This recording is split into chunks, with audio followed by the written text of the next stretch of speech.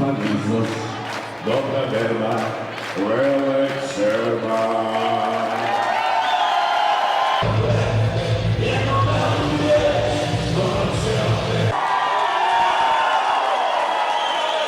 Mnogo je lepo nastupati ovde u areni i naravno ja sam poludeo kao i ostatak moga naroda.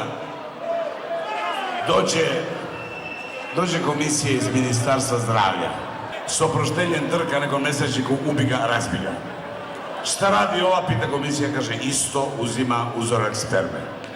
Kupio sam pištolj od švercera na srebro, na tebe ću rado da potroši zrno, stvarno nemoj da ideš mojom ulicom, nemoj da ideš možeš da me tužiš za ozbiljnu preku.